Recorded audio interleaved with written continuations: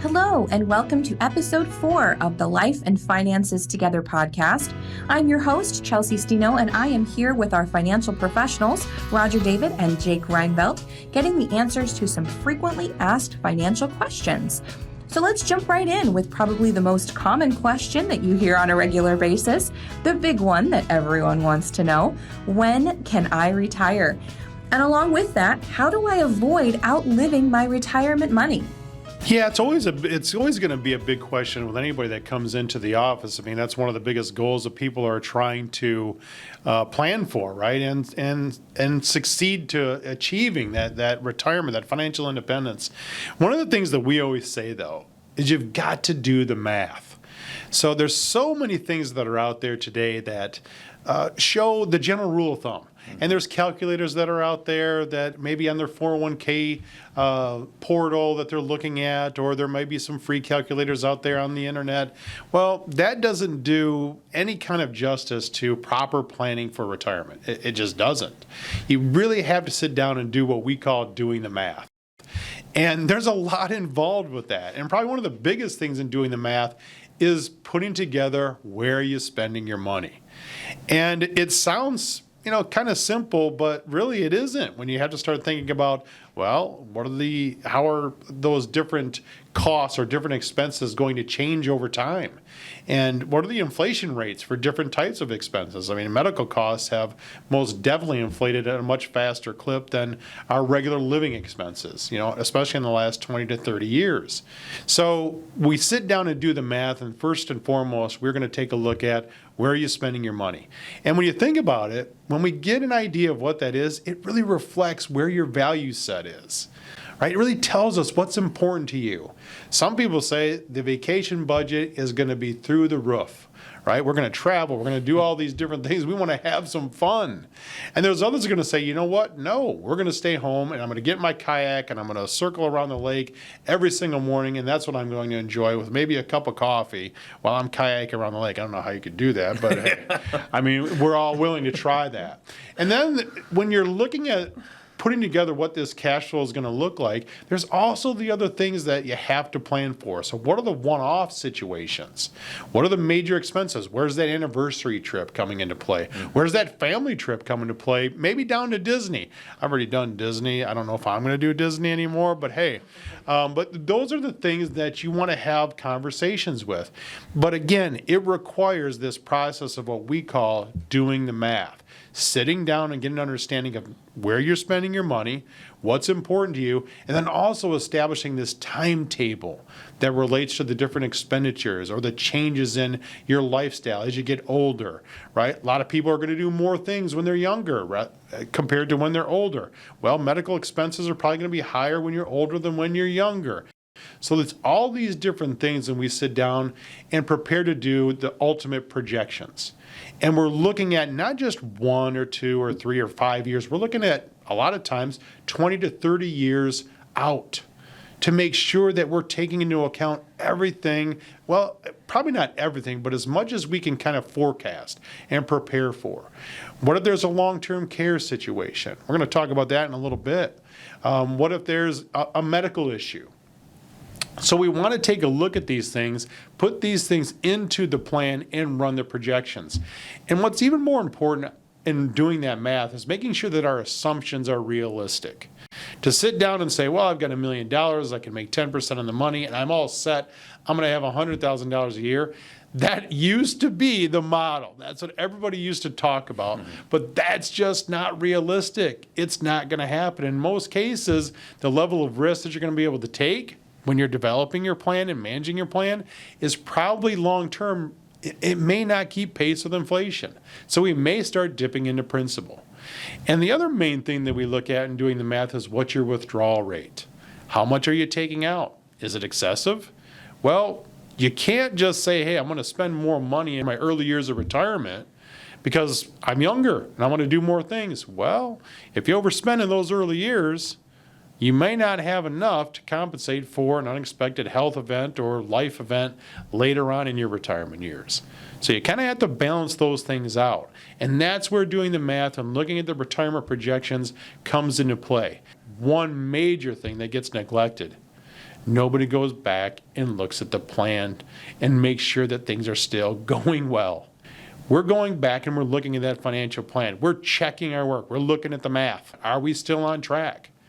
Is the major expense that we had 6 months ago, did that derail us? Did the market fluctuation that we had a year and a half ago, what did that do to us? So we're always going to go back and take a look at these things to make sure that, hey, are we still on track? And do adjustments need to be made? Looking at retirement projections, working with clients and making sure that they're going to be okay, it's just sitting down and doing that math and continually doing that math. And you guys like doing the math, right? Oh, yeah. If you can tell by how many times I've said it, yeah, we love doing the math. I mean, and clients love it. I mean, I mean, not every client loves it, but because sometimes it's not the greatest of news. But when you're sitting down and you're reassured from actually looking at the numbers and not using a rule of thumb, when you're interacting with the client and they're kind of running that show for us, they're telling us this is what we want. This is what our objective is. This is where our value set is. This is what's important to us. Great. Well, let's put that down in dollars and cents. Let's put that into the financial plan, and let's keep on reviewing what your condition is. It's the key to success. You think about it over time when you had a job. If you got a bonus and it was bigger than expected, you had a great year that year. You had a great vacation. You did some things that you didn't think you were going to do. Well, in other years when the bonus wasn't that big, or maybe they cut your pay and cut back hours, whatever that case may be, what did you do? You adapted. You changed what you were doing. You changed it up. You did the math internally and you figured out, well, we're not going to be able to do all those things we did last year. The same applies to retirement, right? When you're doing the math and doing financial planning, you've got to adapt. You've got to be willing to look at it objectively, and you've got to be willing to make those changes to make sure that you're not going to outlive this retirement nest egg that you've worked so hard to save for. You mentioned medical costs, Roger. Another major question that comes up often involves medical long-term care. What happens to the financial plan if one or both spouses need long-term care? Will the money last? This is becoming more common as our retirees are living longer lives, right? And when folks ask about this, they're also asking about the tough question, what happens if one of them passes away prematurely? Will their spouse be taken care of, and how might their plans change? The way in which we solve for these types of scenarios, these unexpected things that we try to plan for in a financial plan, is through stress tests. So we call them our stress tests. We're not going to put you on a treadmill and hook up any nodules or whatever it is to your chest and make you run in the office. We call them stress tests of your financial plan. So we take this base plan that we've created by doing the math. God willing, you both live peacefully, nothing bad happens, and you live until you're 90 or 95 years old. And then we add these types of stress test scenarios on top of the base plan. So we're looking to see if, God forbid, one of the clients does prematurely pass, what type of impact does that have on the plan? And there's so many factors to it. You lose one of the Social Securities. The surviving spouse now has to pay taxes as a single tax filer. We call it the widow tax, right? These are two things that immediately impact the results of a plan. People anticipate that, expenses may cut in half. Well, that's just not going to happen. Right? Definitely not going to happen. There's some expenses may fall, expenses will pick up in other areas, and we put that all into the planning analysis. And when we run these stress tests, whether it be for premature death or even going into a long-term care facility, we will also check to see if there are any insurance deficiencies that we need to solve for as well. Do we need some additional life insurance while we're still working? Can we get it through our workplace plan? Do we have to go out and buy a personal policy? Same thing on the long-term care side. So all different things that we solve for when we're running these stress tests, those are primarily the ones that we work on with every single client because they're so prevalent. The scenario that we will typically put together is the worst case scenario of one spouse needs to go into a facility, the other spouse still needs to maintain the home and still maintain all those other living expenses. Right. I mean, if you're not looking at the bad things that can happen, you're not being realistic and you're really not planning. Nobody likes to talk about these things. We don't like to talk about these things. We'd love to just have the conversation that, hey, you've saved enough. and everything looks like you're going to live into your 90s and there's never going to be a bad health event or a long-term care event or whatever it is, or unexpected major expense or the roof blows off the house. None of that stuff's ever going to happen. Well, that's an unrealistic expectation. So, the stress tests that we put together, the two main ones, premature death and long-term care, those are the things that we need to look at. You need to have that as part of your plan. Those need to be the major stress tests that you are looking at every single time you're coming into a review meeting. If you're not looking at those, you're making a big mistake. And then also what if something goes wrong with the house? What if we bring in a historical event that's happened before in your life? Well, let's put that stress test in and let's make sure that we're kind of looking at it. Doesn't mean it's going to happen, but it does mean that, hey, we've thought about it. So again, these stress tests are so critical and so key to the overall success of somebody's financial plan, and especially their retirement longevity, right? Not outliving that money. And it's not fun, and those are things that nobody likes to think about. Nobody likes to do a stress test if you have to go on the treadmill for a health issue, right? Nobody likes doing that because it means there's something wrong or there's something that could be wrong. Well, the same thing here. Something could happen. Let's make sure that we're prepared for it and that we've discussed it and that we reviewed what the plan of action is going to be. That's really what comes out of the stress test. We see the numbers, we see the result, and then what do? We create a strategy or a plan of action. That's really the benefit of conducting the stress tests. Mm-hmm. Well, speaking of those scenarios and stress tests, folks often ask you about general medical costs in retirement, right? Prescriptions and surgeries and insurance even.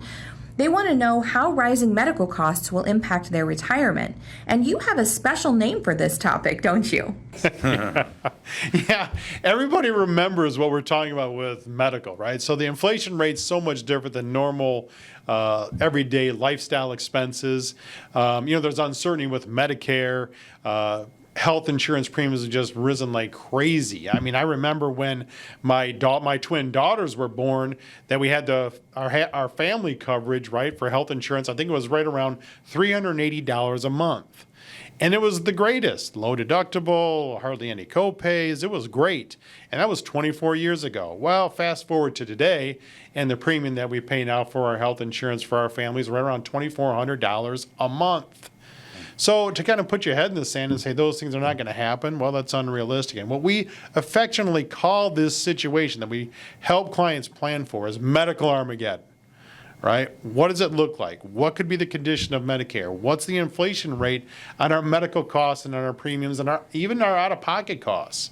It is a reality that everybody's going to have to face. And if you're not preparing for that properly, there's going to be a shortfall in your retirement. A lot of mistakes that have been made in planning for their retirement, they've underestimated what these medical costs are going to be. And this is why you see people working part-time, even in their retirement years, even into their 70s. This is the reason why, because they just failed to plan properly. Where our expertise comes in is not a lot of people understand what that's going to encompass once they enter retirement, because in these working years, you have a couple options to choose from through your workplace benefits. You can pick a high deductible HSA plan, a PPO, an HMO plan.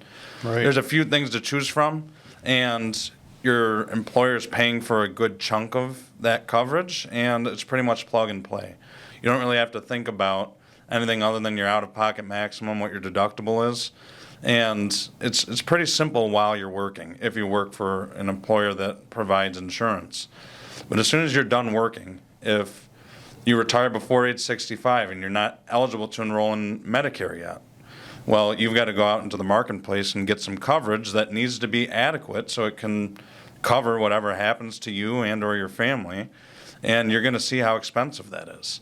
And even once you get enrolled in Medicare, the Medicare Trust Fund is going to be running out soon, right? 2028. 2028. So how do we adjust for that? What does that mean? What implications will that have on these costs as well? And these are all things that we're proactively planning for in every single client meeting. We're adjusting the indexed inflation rate for these medical expenses. We're anticipating what we think Medicare is going to cost once the trust fund runs out. So we're trying to be very proactive and build this into every client plan so that they understand what it's going to be like in retirement. when you kind of look at this thing going out 20 or 30 years, you look at it and say, there's just no way that these costs are going to get this high. Well, in the example I just gave, when we bought insurance when my twin daughters were born and where it is now, yeah, and the coverage kind of isn't as good. I mean, higher deductible, more out-of-pocket costs. So there's a lot of uncertainty that comes with this. And again, what Jake and I are doing, and what we do here at Reinveld and David, is we're planning for Medical Armageddon. That's how we look at it, right, and prepare for it. We can use our assumptions and use these numbers and say, hey, we think this is what it's going to be. But do we know definitively that's what it's going to be? No. Are we planning for the absolute worst case scenario? Yes, we are in everything that we do, right? So when we're doing the math and we're doing the stress tests, and then we're planning for this Medical Armageddon, right? This thing that's going to be with us for a long time. Jake and I were kind of, we're Mr. Negative. Everything that you see is just going to be the worst case. Because we want you to be able to, we want clients to plan for that, right? The worst thing that we can do is be overly optimistic, right? So part of our job is to be the pessimistic guys that say, well, hey, we're going to take a look at this. We're going to show you the worst case, and know that when you lay your head down the pillow at night, we have planned for that worst case scenario. And when we do the math and the projections look good and we're not running out of money and we're able to maintain this lifestyle that you've worked so hard to achieve, well, you're going to feel pretty darn good of where you're at and saying, yep, we've compensated for this thing, we've planned for this thing, it can really only be better from here. Well, that's what we're trying to achieve, and that's what clients should look at. And again, it's doing that math, it's doing those stress tests, it's planning for Medical Armageddon, right? And being realistic. Absolutely being realistic. Thanks so much for watching, for listening, and for learning more about Reinveld and David's answers to some of the top frequently asked financial questions today. If you have any questions about our team, our services, or finances in general, please check out our website. That's reinvelddavid.com. Send us an email, give us a call, and of course, please like and subscribe to our podcast. And stay tuned for our next episode. This podcast is for entertainment and educational purposes only and is not intended as personal financial advice. Before making any financial decision, please do your own research and consult a financial advisor as needed.